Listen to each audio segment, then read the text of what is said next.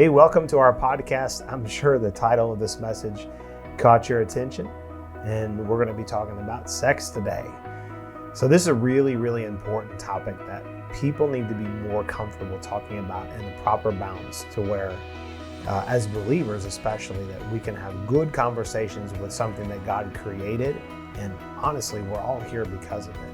And so I encourage you to just let your guard down a little bit and let your heart be encouraged and strengthened as you hear this. It's going to give you a lot of wisdom. If you have little kids around, you may not want to let them listen to this. There's nothing too graphic, but maybe you want to listen to it first and then you give them an opportunity to listen later if you feel like it's appropriate. We just pray you're blessed and your eyes are open and you're encouraged and strengthened as you listen.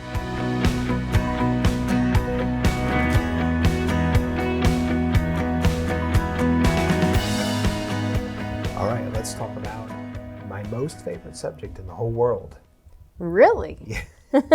It's every guy's favorite subject. So let's talk about sex. Let's talk about sex. So every time this, I hear that term, I think about when I was younger, much younger, and I had a slightly older friend, and it was in our youth group, and his mom came in his bedroom and pushed play on the tape player, and there was a song, which I don't really know the melody, but the first words were, "Let's talk about sex." And she freaked out, and he got in a lot of trouble because he was supposed to be listening to that music, and of course it was coming from a not good place. So, but if, and you and I were talking about this, and you said that if that had been you would have been like, "Sure, son, that sounds great. Let's talk about it." I know. I was like, it's going to be a great conversation starter. Like, we can talk about sex if this is what you want to talk about right now. And most of the time, children, kids, especially sons, probably are not going to want to talk about sex. Oh, no. With their mothers specifically, but Or their fathers. But like, we have to stop making sex, especially in the home, especially conversations between parents and children, so taboo. Like, some people can't even say sex.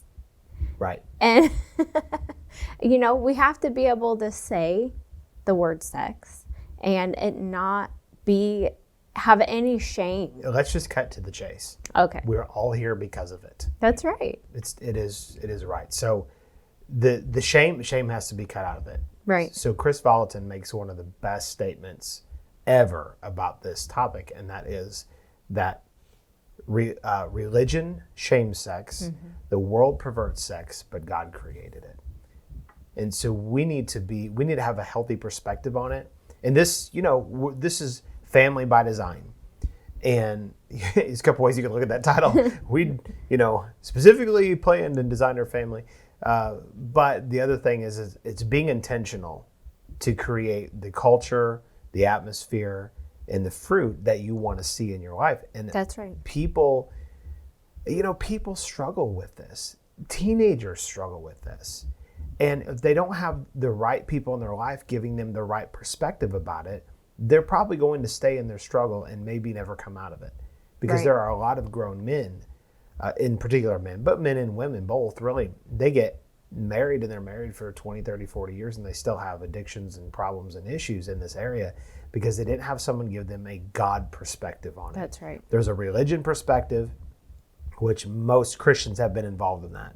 There's a world perspective, which every Christian, I guarantee you, has been involved in that, and every person in the world.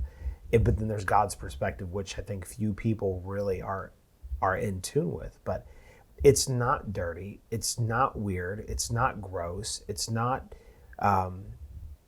something that should be taboo, like what you said. And there has been for many years. Now, it's changed a lot over the past 20, 30 years. But there were many years in the church where sex was not talked about. That's right. It was taboo. And because of that, we left our children in darkness. And there's this thing called the law of first mention. That's right. The first time somebody hears something mentioned or they hear it talked about is what they're most likely going to build their filter on to view that thing. And if they're getting their filter, they're getting their education, if you will, from the world, from the perversion of the world, then they're most likely going to build their thought processes about sex from the world, which is not what we want.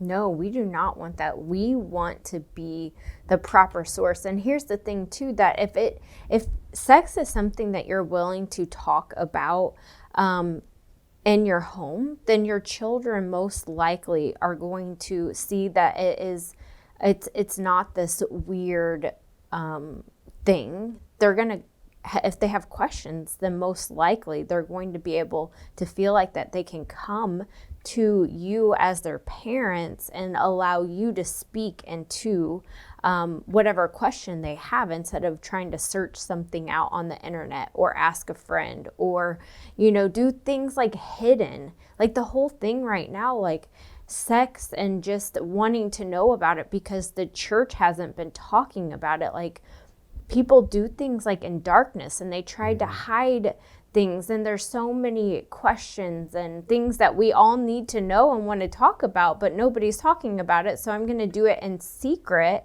and then not have proper perspective. Right. So, and a lot of times the things that people are doing, it comes from curiosity, because That's right. no one's brought anything to light at all. And I use this analogy. I think I've used this before, but as far as like teaching our kids to shoot guns. Right. And guns are dangerous. But from the time our boys were little, I let them, with obviously an unloaded gun, we'll let them handle that with me right there with them. And when they do something, hold it a wrong way. And of course, every kid, as soon as they get a hold of a gun, they just pull the trigger. So I'll let a kid hold it. And of course it's unloaded and I have the muzzle pointed in a safe direction. And I'll say, okay, now here, you hold the gun. The first thing they do is grab onto it and start pulling the trigger. Well, that's the last thing you do with the gun, because you need to, that's the last thing you do, because once you fire that bullet, wherever it lands, you're responsible for, right? These are things that we learn in conceal and carry class. But what happened is that all my boys have been able to be raised around guns. They're familiar with guns. They've heard me give them instruction on gun safety. I've been able to correct them. I've been able to instruct them. And so I took something that was dangerous and I made it, in a sense, safe for them to operate and to be able to handle that, because they were around me to be able to watch them do it. And I said all that to say this: sex needs to work the exact same way, because, to me, of course, we're middle of the country, red people, and we are a gun-toting kind of people. So to me, guns are great. I've grown up around guns. We hunt, we do all that stuff. So I can use that analogy for me. Well, so the guns are good.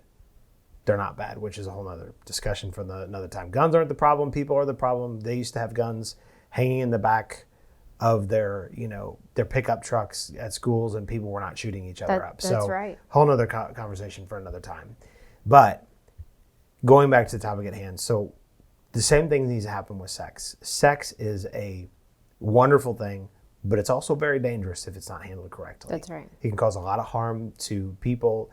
There can be diseases transmitted. There can be babies born out of wedlock. There can be a lot of things the circumstances can be really challenging if it's not handled properly. So how do you teach somebody to handle something dangerous if you don't give them opportunity to handle it? And when I say handle, I just mean have the conversations. So right. That wall of, and it really is because the church has brought so much shame associated with it. And we'll say things like, even conversations around body parts, and I want to be careful how I say this, but this is basically an adult podcast.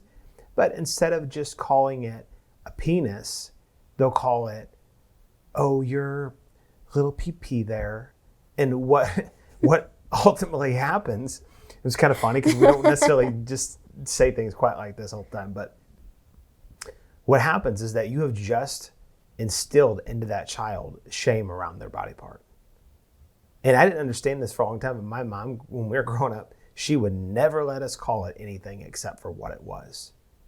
And which is funny because my mom was one of the most passive people ever, but she would say, it is a penis. That is what you call it.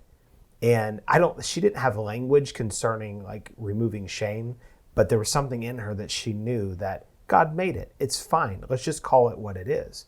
So when you skate around all of these things and you don't come out and just give a positive understanding about body parts, about males, about females, about reproduction, about hormones, about how we keep, especially as men, what we put our eyes on.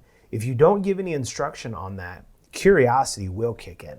That's right. And curiosity will cause people to go do things that they don't have any instruction on how to do things properly. And so it's like, it's interesting because teenagers come into hormones, around 12, 13, 14, they start to really ramp up. And it's basically, if you don't tell them, hey, you got to wait until you're married to drive that car, they're going to jump in and they're going to start driving. But there has to be some, even though, teenagers have a desire, even little boys have a desire to drive a car, they have to wait till they're 16. Well, it even starts at a young age. I can remember being, 7, 8 years old, looking at a girl, not having any understanding about sex. There was no lust, but just looking and saying, boy, she's really cute. She's really beautiful. And there's nothing wrong with that, but then when you get into a teenager age and the hormones kick in with that, it's like, whoa, it goes to a whole nother level. Yeah. And especially for young men, if they don't have anybody there to talk to them about that and to help them understand what they're dealing with, and that they're not perverts, that God gave them hormones. That's right. And they shouldn't be ashamed of it, but let's learn how to manage your desire. And when the time's right, you can drive the vehicle. That's right. When you're married, then it's no problem. And so I like what you said about, you say guns are good. And so one thing I know we've had many conversations about is saying, we put shame around sex by saying sex is not good. But actually, sex is good. It was made by God. That's exactly right. And that we shouldn't say that sex is bad. Now, there are boundaries, and when you violate proper boundaries, then there are consequences. Right. But to say that sex is bad in any sense is actually creating this false ideology. Mm-hmm. And so we need to say and tell people and be able to talk to people, especially our children, our family, that sex is good. Sex was made by God. That's right. And take that like stigma off of sex is bad, and just be able to say sex is good. But if you operate outside the boundaries that God created, then there isn't any blessing. That's right. On the but sex. Sex is still good. That's why right. people. I know. Everybody wants to do it because it's good. Even before marriage, the act of it is still good and enjoyable. That's why people do it. But it's just like what you said, outside of the proper bounds, there's no blessing on it. But if you're telling people like you did a bad thing there, then you're shaming how God made them, because human beings are sexual creatures. God made us that way. God made us that way, and everything that God does is good. He That's can right. only do good. So if you're telling people, if you're shaming them for you did this wrong thing, and even dealing with teenagers and things like that, and helping them navigate through that, you have to remove shame out of it, which we'll probably talk about that another time. But this whole discussion in general, the shame has to be removed, because it really is a good thing. And if people feel like they have a place where they can talk about it in a healthy way and get a healthy perspective, I think people are less likely to fall into sin, to stay into sin, and to live in sin, because they feel like they can come to a place where they're not going to be judged for what they're dealing with and go, hey, I need help here. That's right. Sure, no problem. Let's teach you how to conduct your vessel with honor, because there is a way to have your vessel in honor or in dishonor. And sexual sin is one of those things that the Bible says that you sin against yourself. Other sins are done outside the body, or the effects of it are different. But when you're sinning, you're actually sinning against your own body. I think that there's when sex isn't handled properly, can be dangerous to many people, but especially the person operating in the improper bounds. It actually will affect them. And so we have to be able to have these conversations. And if there's shame involved, people won't have the conversations. And so just going back to this point that you made, that like it is a good thing. It's always good. It just needs to be put within its proper boundaries, and then it's blessed, because it's supposed to be obviously between one man and one woman, not two men or two women or anything like that. But it's one man and one woman. And even when you have people that have sex before they get married, what they did was still good because God created them to do it. It's just that there's no blessing on it. The act wasn't bad. I remember a friend of my dad's one time, and I don't know how I overheard this conversation because I was pretty young, and they had some older kids, and he comes over to my dad's house, and he was talking about one of his kids, and he goes, and he was just so distraught about his son. He goes, he's been having sex with this girl. And he was so upset about it. And he felt ashamed. And the son was shamed. There was just shame involved with the whole thing. Well, even though they shouldn't have been having sex outside of marriage, there shouldn't have been any shame involved in it. The shame has to be removed. And because when people are ashamed, they get into self-preservation. Because I guarantee you, somebody doesn't just go from looking at somebody to having sex. He was probably looking at pornography. There was probably a lot of other things involved that led up to actually having sex. But because there's shame, people remain in self-preservation. They will do anything to hide that, because shame or self-preservation says this, that if I release and tell you what I'm dealing with, if I tell you that, you might use it against me. Mm-hmm. And that's why people remain in self-preservation, is that they want to preserve self. But when people do that, they're in darkness. That's right. And Satan works in darkness. God works in the light. So things have to be brought to the light. But the reason that people don't is because of, I'll say a couple main things, shame. They're just ashamed of like, I did this thing and I feel so embarrassed. I feel so wrong and dirty. But then just a fear of judgment from people. That's right. They're afraid of people judging them. So if the ones that are free don't start the conversations of like, look, everybody's dealt with this on some level. I don't believe that there's a guy that's, I'll say safely 20 years old and older that has not dealt with some kind of sexual issue on some level. That's my personal opinion. So ministers, leaders, people need to talk about this so that all the ones that are younger and that are struggling can say, please help me. I do not know what to do because my hormones are raging and every woman is beautiful to me. So we have to be able to set the table to have the conversation. No shame involved. That's right. And we can't, I think for me personally, part of what I would say is I was naive. Like, you think if you just don't talk about it, that it's not going to be there and that it will work itself out however it needs to work. And like, I can remember specifically, like, you can't be naive. Like, you can't be naive. Like, this is going on all around. Right. And if you are unwilling to have conversations, then who's going to be the willing one? Where's the conversation going to be had? Right. Among peers when they don't even know probably any truth other than they're all experiencing all this raging hormone. Yeah. And they're getting their quote truth from their friends who are often, they're either in the world or they're in, most Christians operate in shame in this area.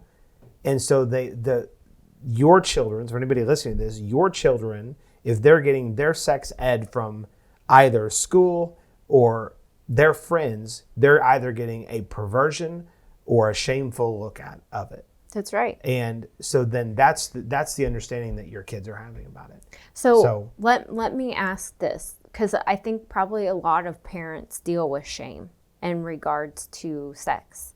So how do you begin a conversation with your children, or even spouse to spouse? I think sometimes you have to be on like the same page together, so that you can actually have these conversations with your children together, that they know that you guys are together, that you have understanding, and that this isn't something that has to be separate. It might be more comfortable to talk to a dad if you're a boy, and a girl if you're, to your mom, but like we're having this conversation, and you can come to either one of us and we can do this. Like it's going to be great. It's going to be okay. But parents, I think a lot of time are in shame or darkness themselves. So how do they rise out of that and not bring shame into the conversation with their children?